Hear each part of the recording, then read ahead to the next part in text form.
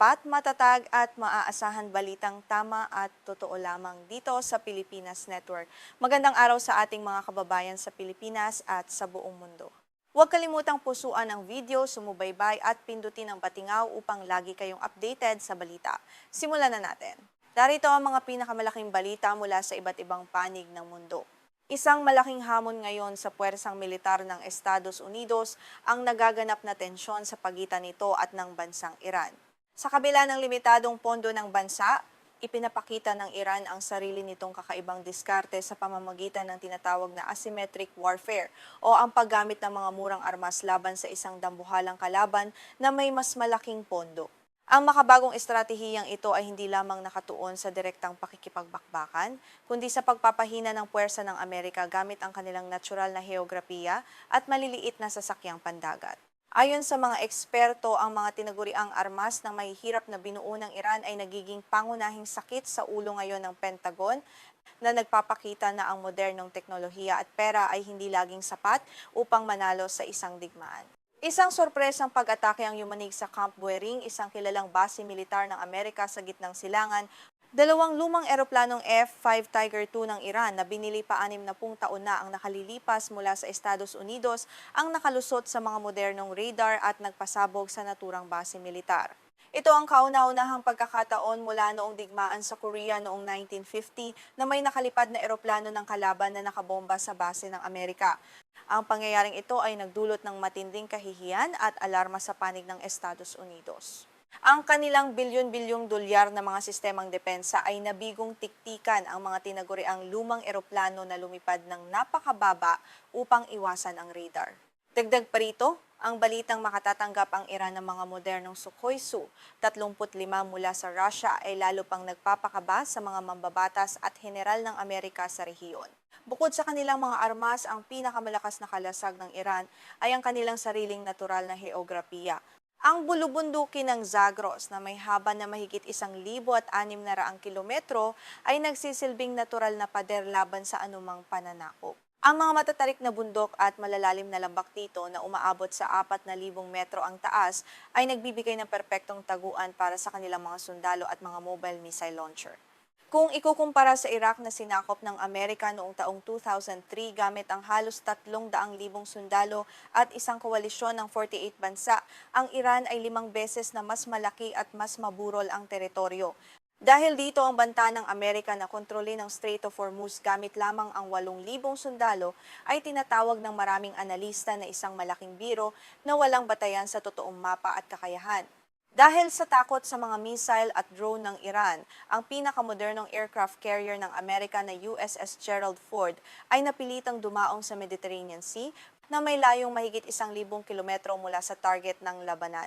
Ang ganitong kalayuan ay nagpapakita lamang na hindi kayang protektahan ng Amerika ang kanilang mga dambuhalang barko kapag pumasok sila sa loob ng saklaw ng depensa at mga misal ng Iran. Sa labanan naman sa karagatan, bagamat nagawa ng Amerika na palubugin ang ilang malalaking barkong pandigma ng Iran tulad ng Iris Dena at Jamaran, hindi pa rin ito nangangahulugang tapos na ang laban.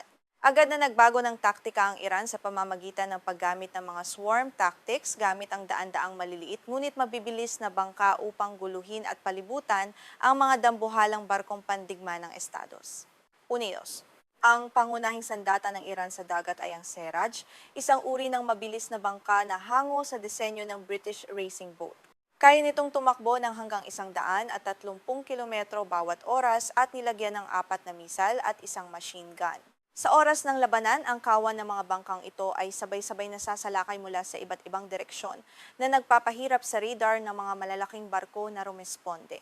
Kasama rin sa kanilang puwersa ang mga barkong Zulfikar at Pekaap na may kakayahang magpakawala ng mga anti-ship missile at magbigay ng proteksyon laban sa mga helicopter ng kalaban. Ang mga maliliit na bangkang ito ay nangangailangan lamang ng 2 hanggang 4 na tripulante na madaling sanayin. Ito ay nagpapakita ng matinding diskarte kung saan ang murang teknolohiya ay kayang tapatan ang bilyon-bilyong dolyar na barko ng Amerika. Ngunit ang tunay na gulugod ng depensa ng Iran ay ang kanilang malawak na arsenal ng mga missile. Kabilang dito ang Shahab 3, Emad at Fateh, 110 na batay sa teknolohiya ng North Korea. Ang mga missile na ito ay may kakayahang magdala ng mabibigat na pampasabog at tumama sa iba't ibang target ng sabay-sabay na nagbigay sa Iran ng kakayahang gumanti sa anumang bansa sa gitnang silangan na magtatangkang umatake sa kanilang teritoryo. Higit na nakatatakot para sa Amerika at sa kanilang mga kaalyado ang mga hypersonic missile ng Iran tulad ng Khorramshahr at Sejil. Ang Sejil ay kayang makarating sa Israel sa loob lamang ng 7 minuto na napakabilis para sa anumang kasalukuyang air defense system upang ito ay harangin sa himpapawid. Ito ay napatunayan na ng tamaan ng Iran ang Tel Aviv sa mga nakaraang sagupaan gamit ang ganitong mabilis na teknolohiya. Dagdag pa rito ang bagong Qasem-Basir hypersonic missile at ang Pave cruise missile na may kakayahang magbago ng direksyon habang lumilipad upang iwasan ang mga radar ng kalaban. Ang mga missile na ito ay maaaring mag-usap at mag-coordinate sa isa't isa habang nasa himpapawid upang piliin ang pinakamahina at pinaka-epektibong anggulo ng pag-atake na nagpapakita ng mataas na antas ng kanilang sariling lokal na inhinyeriya. Sa larangan naman ng mga drone, ang Iran ay isa na sa mga nangunguna sa buong mundo ngayon. Bago ang digmaan, kaya nilang gumawa ng hanggang 10,000 drone kada buwan. Kahit binomba ng Amerika ang kanilang mga pabrika, matagumpay nilang nailipat ang produksyon sa ilalim ng mga bundok at mga sikretong lagusan, dahil na kaya naman patuloy pa rin ang pagdaloy ng libu-libong drone para sa kanilang militar araw-araw. Ang pinakasikat sa kanilang mga drone ay ang Shahed 136, isang uri ng kamikaze drone na nagkakahalaga lamang ng 20 hanggang 40,000 dolyar. Sa kabila ng mabagal na lipad nito, kaya nitong maglakbay ng napakalayo at magdala ng malakas na pampasabog sa target. Madali itong ilunsad mula sa likod ng mga truck o kahit sa mga liblib na lugar na ginagawa itong isang napaka-epektibong sandata sa digmaan. Mayroon din silang Hadid 110, isang jet-powered drone na mas mabilis at kayang lumipad ng mas mataas upang iwasan ang mga air defense interceptor ng kalaban. Bukod dito, ang mga malalaking drone tulad ng Mohajer 6 at Kaman 22 ay may kakayahang magdala ng mga missile at bumalik sa kanilang base matapos ang misyon na nagbibigay sa kanila ng pangmatagalang kakayahan sa pagsubaybay at pag-atake sa mga kampo ng kalaban. Upang maprotektahan naman ang kanilang mga tropa sa lupa laban sa mga helicopter at fighter jet ng Amerika, gumagamit ang Iran ng mga portable missile system tulad ng QW-12 at FN-20 mula sa China. Dahil sa napakaliit ng kanilang sukat, napakahirap tiktikan ng mga ito o sirain ng mga airstrike at maaari silang maging matinding banta sa anumang tangka ng Amerika na maglunsad ng amphibious landing sa mga isla. Ang pinakamalaking problema ng Amerika sa digmaang ito ay ang usaping pinansyal at lohika ng labanan. Upang mabaril ang isang murang drone ng Iran na nagkakahalaga lamang ng 20,000 dolyar, napipilitan ng Amerika na gumamit ng mga missile na nagkakahalaga ng daan-daang libo hanggang milyon-milyong dolyar. Ito ay isang malaking lugi sa panig ng Amerika na unti-unting umuubos sa kanilang pondo at kaba ng bayan. Sa kasalukuyan, nagamit na ng Amerika ang malaking bahagi ng kanilang mga THAAD at Patriot Missile Defense System habang ang kanilang produksyon ay napakabagal kumpara sa bilis ng paggawa ng Iran ng mga drone at missile. Ang kakulangan na ito ay naglalagay sa Amerika sa isang mapanganib na posisyon dahil kailangan din nilang magtira ng sapat na armas para sa iba pa nilang mga kaalyado sa buong mundo tulad ng Saudi at Israel. Ang labanang ito ay nagpapakita ng bagong mukha ng modernong digmaan kung saan ang laki ng pondo at kapangyarihan ay hindi nagarantiya ng mabilis na tagumpay. Para sa mga bansa tulad ng Pilipinas, ang mahalagang aral dito ay ang kahalagahan ng pagbuo ng sariling kakayahan at paggamit ng mga makabagong estratehiya upang maprotektahan ang soberanya laban sa mas malalaking bansa. Isang matinding insidente ang naganap kamakailan sa Indonesia matapos lumampas sa runway ang isang Su-30 fighter jet ng kanilang sandatahang lakas. Muntik nang sumalpok ang eroplanong militar sa isang steel fence sa Sultan Hasanuddin International Airport sa South Sulawesi. Agad na umalingaw-ngaw ang balitang ito sa buong Timog Silangang Asya dahil sa kahalagahan ng naturang sasakyang panghimpapawid sa depensa ng bansa. Ayon sa mga ulat mula sa Maros, South Sulawesi, naganap ang insidente sa gitna ng regular na operasyon sa paliparan. Ang Sultan Hasanuddin International Airport ay isang susing pasilidad na ginagamit kapwa para sa sibilyan at militar na paglipad. Agad na ipinadala ang mga emergency responders sa dulo ng runway 13 upang masuri ang kalagayan ng mamahaling jet at maiwasan ng anumang mas malaking pinsala sa pasilidad. Kumalat sa mga social media platform ang mga video at larawan na nagpapakita sa kalagayan ng fighter jet pagkatapos ng insidente. Makikita sa mga footage ang Su, 30 na nakasubsob ang ilong sa madabong bahagi sa dulo ng runway, napakalapit sa bakod na bakal na naghihiwalay sa paliparan at sa kalsada sa labas. Makikita rin ang ilang sundalo na mabilis na kumikilos upang patayin ang maliit na apoy sa damuhan malapit sa buntot ng eroplano. Sa masusing pagsusuri sa mga kumalat na larawan, kapansin-pansin na nakabukas na ang drag chute o parachute na ginagamit sa pagpreno sa hulihan ng eroplano. Ipinapakita nito na sinubukan ng mga piloto na pabagalin ang takbo ng jet, ngunit hindi ito naging sapat upang mapatigil ito sa loob ng runway. Sa kabila ng panganib, ligtas na nakalabas ang mga piloto nang hindi na kinailangang gamitin ang kanilang emergency ejection seats. Ang dulo ng runway kung saan huminto ang eroplano ay malapit sa pangunahing highway na nag-uugnay sa Maros at Makassar. Dahil dyan, maraming motorista at lokal na mamamayan ang huminto upang kumuha ng larawan at panoorin ang pambihirang tanawin. Nagdulot ito ng matinding pagsisikip ng trapiko sa lugar, kaya napilitang magpatupad ang mga otoridad ng agarang mga hakbang upang makontrol ang sitwasyon sa kalsada. Upang mapanatili ang seguridad at maiwasan ang pagtagas ng sensitibong impormasyon, mabilis na kumilos ang pulisya at ang Indonesian Air Force. Nagtayo sila ng mga harang at naglagay ng mga puting trapal sa kahabaan ng bakod upang takpan ang paningin ng mga mausisang dumadaan. Ang pag-secure sa lugar ng insidente ay naging prioridad habang inihahanda ang mga kagamitan para sa paghila at pagbawi sa dambuhalang fighter jet. Kinumpirma ni Taufan Yudhistira ang opisyal na kinatawan ng operator ng paliparan na nagkaroon nga ng insidente sa runway 13 ng Sultan Hasanuddin Airport.